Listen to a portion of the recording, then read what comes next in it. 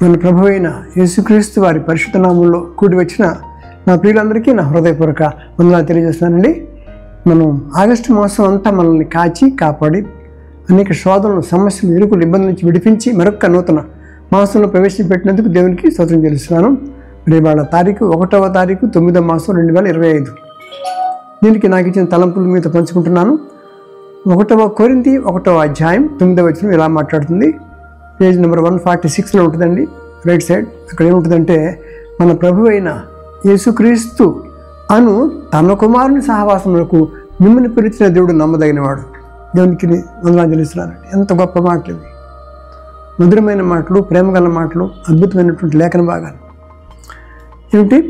పరిశుద్ధమైనటువంటి దేవుడట పాపులు మనల్ని పిలుస్తున్నాడు.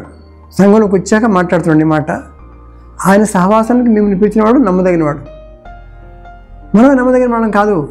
జారిపోతున్నాం, మళ్ళీ దండం పెట్టుకుంటున్నాం, మళ్ళీ జారిపోతున్నాం. ఇదే జరుగుతూ ఉంది ఎట్లా.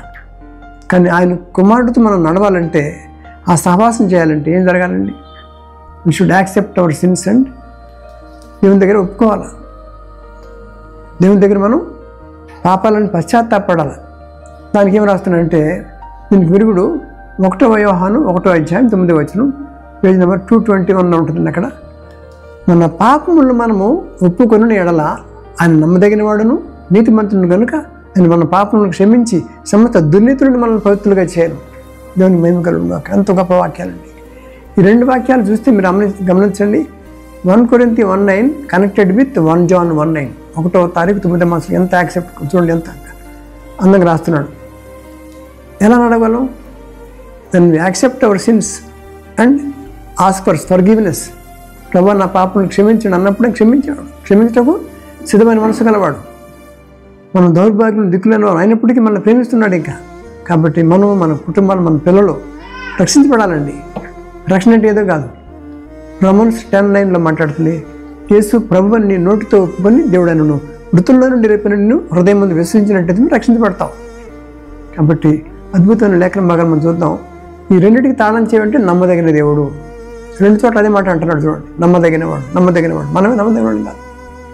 కానీ ఆయన దగ్గరికి వస్తే, ఆయన పాదాలు పట్టుకుంటే, ప్రభువా నా పాపాలను క్షమించమంటే క్షమించకు సిద్ధమైన మనసు గలవాడు. కాబట్టి మన పాపలను క్షమించి సమస్త దుర్నీతులను మన పవిత్రం చేస్తాడంట. అప్పుడు we can walk with God. దేవుడి వాక్యమును దీవించుగాక. చిన్న ప్రార్థన. ప్రేమగల తండ్రి, లేఖన భాగాన్ని బట్టి వందనాలు చెల్లించుకుంటున్నాం. నిజమే, మేము దూరస్తులం. ఒకప్పుడు దూరస్తులమే, దూరం వెళ్ళిపోయాం. మీ రక్తం వల్ల సమీపస్తులకు చేయబడ్డాం కనుక మేము, మా కుటుంబాలు, మా పిల్లలు, మా సంఘాలు కూడా అద్భుత రీతిలో నువ్వు రక్షించబడి నీ సన్నిధానానికి వచ్చి నీ స్థుతి చెల్లించుకుంటూ నిన్ను కొనియాడుతూ ఘనపరుస్తూ నీ సహవాసంలో నడవటానికి మా కృప దయచేయమని యేసుక్రీస్తు వారి పరిశుద్ధ నామంలో నువ్వు స్తుతించి ప్రార్థించి బహుఘనంగా నేను అడిగి వేడుకుంటున్నాం తండ్రి. Amen. Thank you very much. God bless you.